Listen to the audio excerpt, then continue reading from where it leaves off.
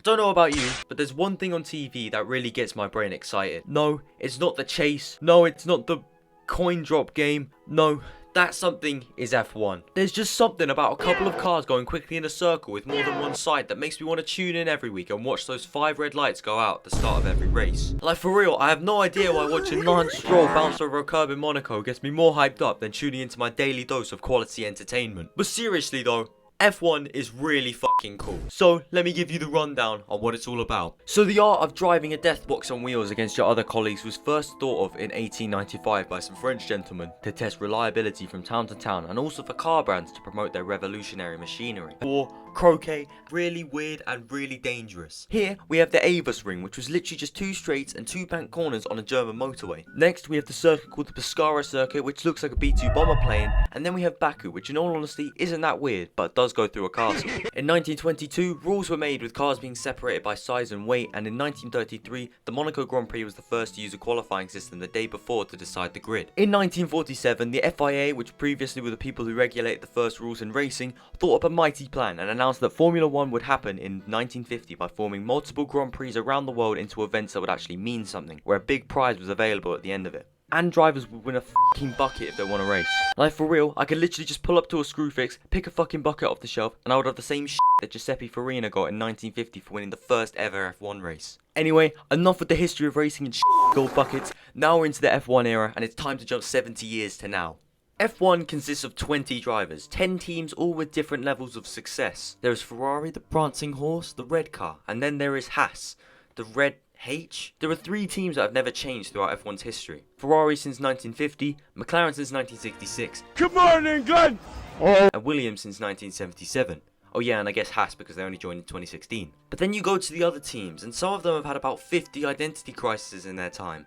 Take Aston Martin for example. It started as Jordan, then Midland for 1 year, then Spiker for 1 year, and then Force India for a decade, and then Racing Point, and now Aston Martin. Clearly, these couldn't decide which name to go by, so just picked every name they could and ran with that for a year to see if it was cool. Or Mercedes. It started as Mercedes in the 50s, but a Le Mans crash in 55 led them to leave motorsport. But the current Mercedes starts its journey as a crisp.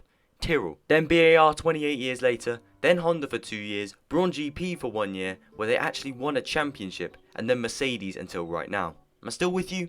Basically, F1 teams love to change their colours and rebrand all of their websites, but enough with the teams and onto how an F1 weekend works. F1 weekends are set out over 3 days, Friday, Saturday and Sunday. On the Friday, the drivers go out for a quick drive for an hour called free practice sessions, and there are 2 of these on the Friday. These are crucial for data and gaining knowledge of the track and the cars, but are incredibly boring, and only the real F1 nerds put themselves through the pain of watching this shit.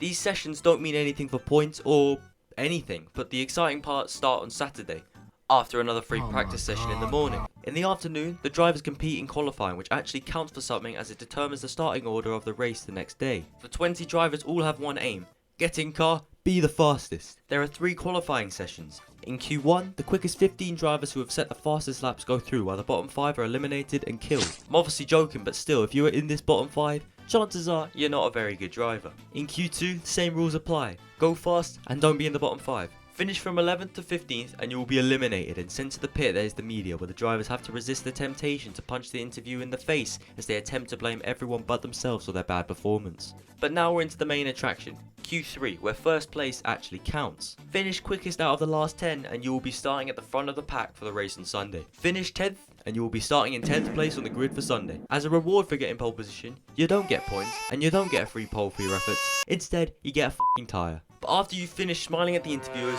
quite often this bloke with a big chin, you get to rest easy knowing that you'll be starting first tomorrow, and as you fall asleep with your red tyre in your arms, you dream of what will happen the next day. Standing on top of the podium, or having to face the media after Nicholas Latifi dived down the inside and killed you. On race day, the drivers make their way to the grid, standing around while a man with a microphone bumbles around trying to talk to people to fill in the time. Oh yeah, and getting rejected by music and rap icon Megan Thee Stallion. Once the drivers eventually get in the cars, it's time to go around the track one time.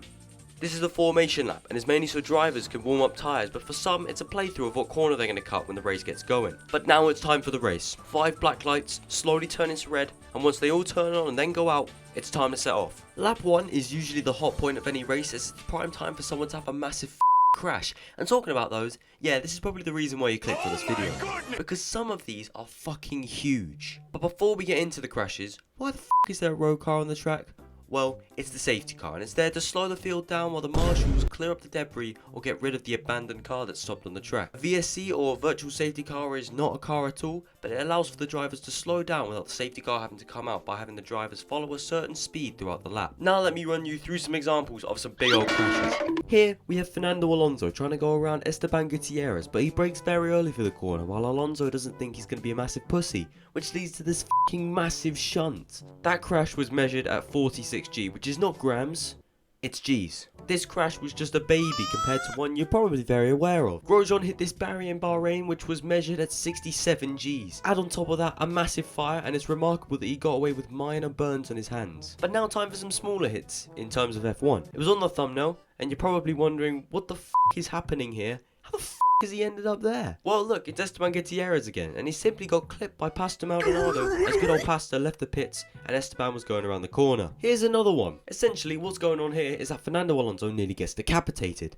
Well, first of all, in this incredible 15 seconds, Maldonado makes an incredible start, the reactions of a god, until you realise he simply jumped the start. Then Lewis Hamilton goes across to Romain Grosjean's arse for a quick sniff, and he gets denied before Hamilton goes in to get a good whiff anyway, as Grosjean flies over Alonso and ends his and quite a few people's races. And one last one, this. Well, there is no explanation, it's just a shit show. So as you can see, there are a lot of crashes in F1. Deaths used to be very frequent, and I mean, I don't understand why at all. But the safety has drastically improved, so that this thing on the car called the Halo makes the car resemble a flip-flop, while also being able to hold a fucking bus. But probably not a bus with Big Dave in it. Pint in hand, ready to watch Millwall play Birmingham on a shitty day in England. Okay, I think I've dedicated enough time to the crash, so it's time to get back to the race. If you manage to survive the hellhole that is turn 1, then you've already overcome one of the biggest challenges in F1. All drivers have to pit at least once in the race unless it's raining. There are 5 tyre compounds: the soft, the medium, the hard, the intermediates, and the wets. The soft is a very soft tyre, which makes it a very quick tyre to race on, but decays quicker than a tyre such as the hard, which is a lot harder than the soft and is able to last for a lot longer, but is generally slower. Hopefully you followed all of that. Normally in a Grand Prix on the entertainment scale, lap 1 and the last 2 laps of a race are normally the most exciting, with this abyss in the middle normally being incredibly boring. But to an F1 nerd like me, this is just as exciting as the start because of strategy. This could be a team starting on the hard tyre, going very long into the race, and then pitting for the soft in an effort to sprint to the end and catch up to their opponents. Or anything really, there are so many different combinations. There are 2 big key words that get thrown about a lot in F1 which you need to know about: undercut and overcut. An undercut is when a driver pits earlier than another driver to put on quicker tyres and gain more time than the other driver is losing, while their tyre slowly dies and ultimately overtake them when they eventually pit. And you could probably guess what an overcut is. It's the opposite of an undercut. Not much happens in a race most of the time, maybe the odd overtake or car DNFing with a mechanical issue, or just Latifi binning it in the wall and f***ing up anyone that isn't Max Verstappen. But when the race is done and done, top 10 finishers get points, which go to a world championship score. First gets 25, second gets 18, third gets 15, fourth gets 12, fifth gets 10, you can probably tell what 10th gets. 1. Oh yeah, and if you set the fastest lap in the race, you get a singular point. Get the most points over the course of the season, and way to go, you have another trophy. There was also a competition for the teams called the Constructors, with the team with the most points winning, you guessed it, another trophy. But when you get out of your car after a race, you congratulate your rivals and tell them they're shit at driving whilst you furiously hug your team. Then the big chin man asks you a few questions before leaving you to sit off to the podium. The person who wins gets their national anthem played, as well as the team's national anthem. And for the past 8 years, all we've heard is this f***ing bop thanks to Lewis Hamilton, and every time I hear it, I close my eyes and imagine all of the Daves that are currently drinking a Stella and thank myself that I'm not one of them and that I am a child. Anyways, then the drivers douse each other with liquids to celebrate. I think that's everything in F1 explained, so now go out into the world, young one, and show this video to someone who watches or plays darts. Oh, fuck. I don't know. Oh yeah, and if you want my predictions on who's going to win this year, Lance Stroll. Thanks for watching.